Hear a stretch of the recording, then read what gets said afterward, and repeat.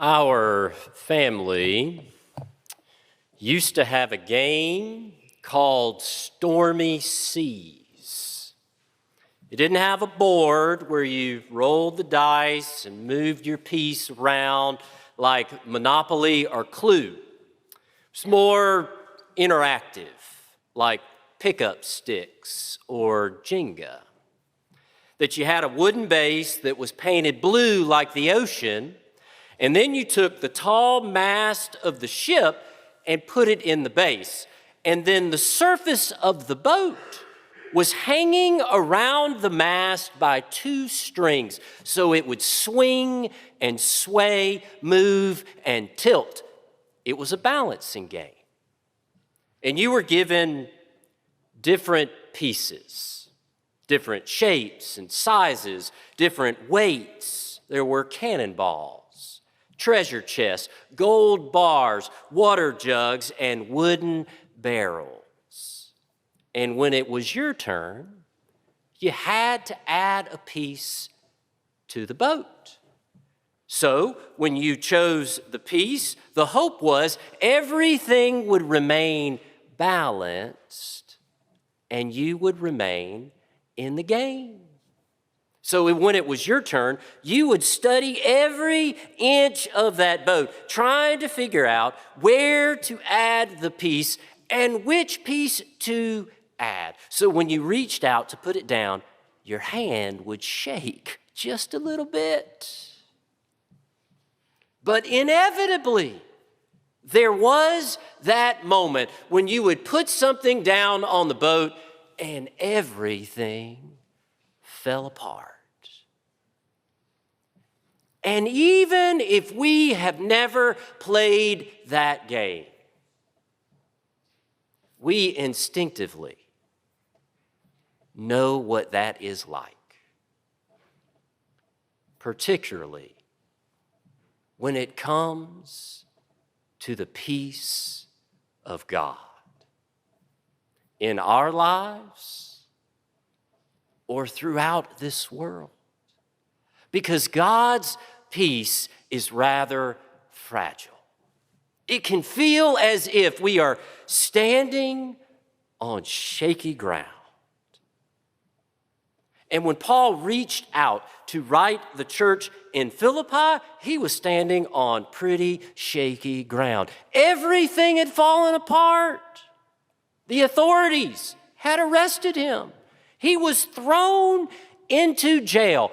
And he wrote to the church in Philippi because they also felt like they were standing on some shaky ground. Like the ship was not going to make its way through the storm.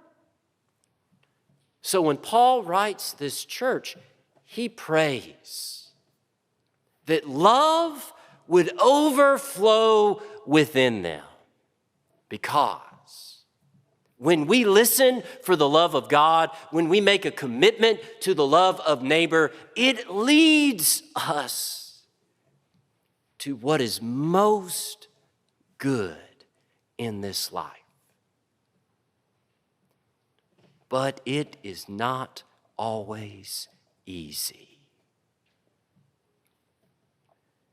It is like when a loved one, someone who has shown up for us and been there for us time and time again, looks at us and says, I just want you to be happy.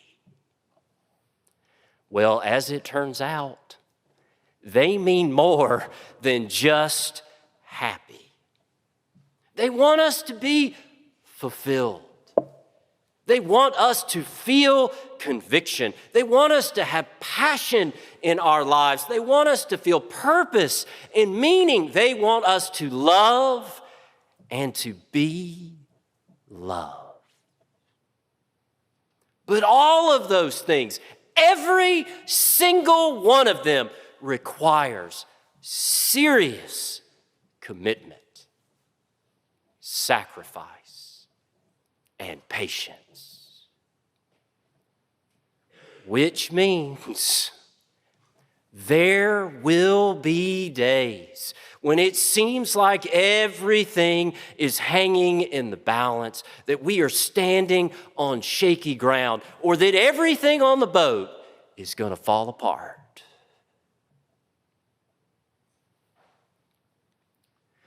I wonder if Elizabeth ever looked at John the Baptist and said, "I just want you to be happy."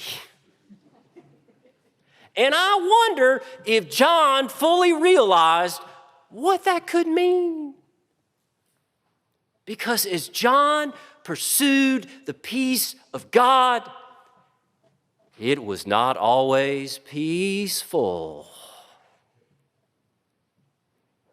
That John tried to prepare the way of the Lord, and he sent others out to do the same.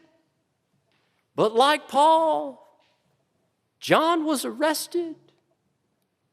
And like Jesus, John was executed. That for John, God's peace was not just the absence of conflict. It was the pursuit of wholeness and goodness for everyone, which is rather difficult. When John started to baptize, he intentionally went out from all of the cities, going far into the wilderness to baptize in the River Jordan. And he did this on purpose, because it was out there that the people of God, who had been wandering through the wilderness, escaping the bondage of Egypt, finally crossed over the River Jordan into the promised land. That John went out there to invite people to another homecoming, where every valley is filled, where the mountains are brought low, where the crooked is made straight, where the rough is made plain, where there is wholeness and goodness for everyone. It is a picture of the peace of God as our home.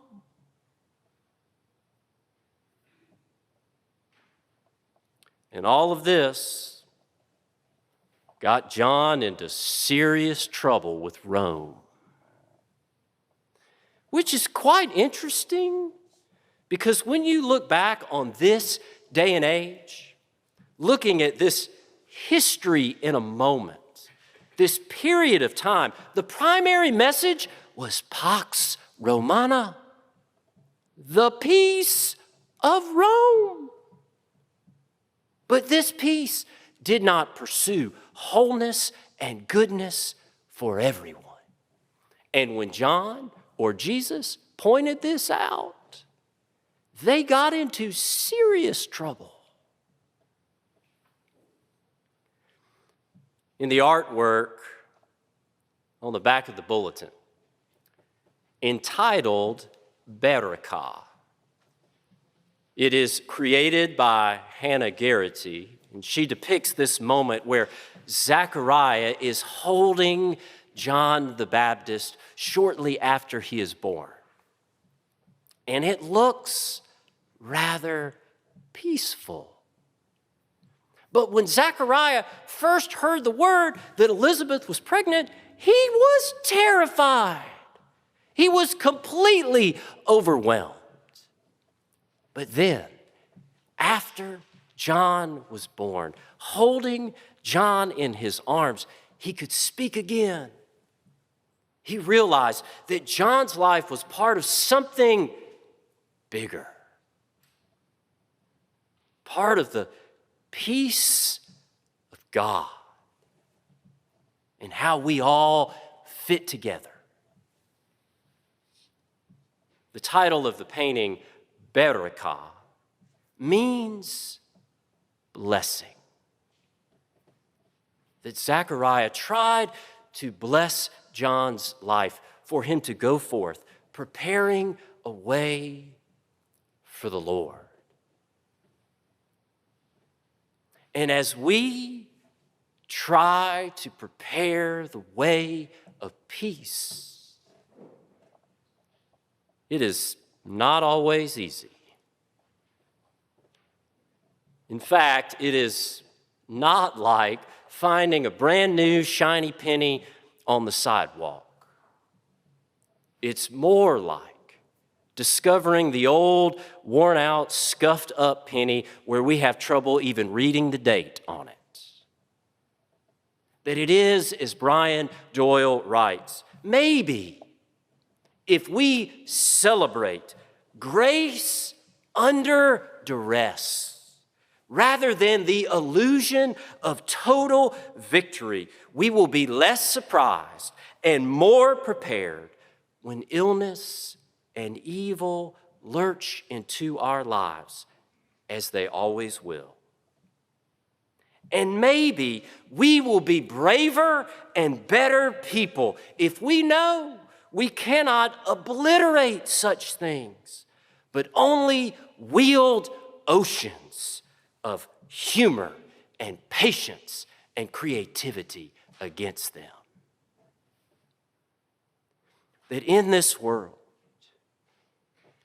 we rarely find grace any other way than grace under duress, because it is constantly pushing back the darkness.